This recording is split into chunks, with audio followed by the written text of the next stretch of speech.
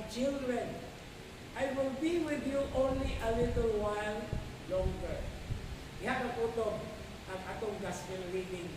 Kaya pag human-ani sa Ebanghelyo ng Domingo, ambak na ka sa 34. Pero before that, ingon siya, you will look for me. And as I told the Jews, where I go, you cannot come. So now I say it to you. So naadi ay usap ang versikulo ni Putol. Ita nato madungog. Ana natutog sa a little while longer.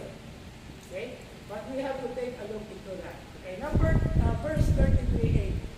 The expression, my children. This, of course, in this Gospel of John, only here and in 21:5. Kaya nung atong chapter 21, verse 5, yan atong nangisda sila, gawa sila'y kuha niya. Si Jesus diha sa lakyahan, gawa sila kaila, pero giingan sila, children, have you got anything? Yeah? So, duha na siya kahigayon sa Ebanghelyo ni San Juan. But in that, so-called Johannine epistles, 1, 2, 3 of John, this is a frequent title. Okay? And allows us to hear an assertion of deep emotional attachment. Igunana ka, lawong ang attachment sa Ginoong Jesus sa iyang mga tinunan. And I think we can also take that for ourselves. Igunana, kasuod si Jesus nato. Tanawa ninyo kung nagsugod ba sa ni Jesus. Okay? Now, this emotional attachment is seen in view of this final farewell and departure. In other words, sakit ito sa dughan ni Jesus. Nag-uibon siya, yaan tamo. This is where the humanity, the human side is being projected to us. However, in the tradition of the rabbis of the Jewish people, kining title nga by children, mga anak, is also a common expression used by the rabbis in the form of address in speaking to their pupils. So Jesus is here presented as a teacher. Okay? Kaya ang maestro, ang rabbi man mo'y mong tawag sa iyang mga tinunan o mga anak, children. Okay? But the intimacy is very clear. Okay? So, reading between the lines, sakit po ito sa buot ni Jesus. Nabiyaan niya ang mga tinunan.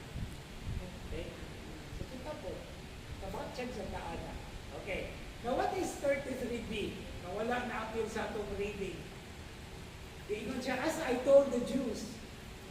Now, this is referring to chapter 7, verse 31, chapter 8, verse 21, and chapter 12, verse 35. Now, such an inclusion of the Jews means that Jesus has made known as a warning to the Jews in order to believe Him before it was too late. Okay? But not for the disciples. Because for the disciples, His departure means it leads to another mode of existence where their faith in Him will have to face very different demands than before. Mga pagsulay. Ang ilang pagtuo, sulayon. Kanya mo ingon pa ta nga ayaw kami dalas pagsunay. Allow us, do not allow us to fall. Let us be tested. Let us be tried. Because that's what we want. But since we are to be tested, do not allow us to fall. Just as you did not. Diba? Kung ano yung hitabo, diba? Pila to ka pagsulay, tulong. But only 3 of the many. But Jesus stood it up. Stood in all this. Muna'y atong tuyo. Muna'y atong petition sa amahan namo. Kung ayaw itubod, na mahulog kami sa pagsulay. Do not allow us to fall into temptation. But deliver us from evil. That is the main point there. No? So what are the things that we need to take a look into this second part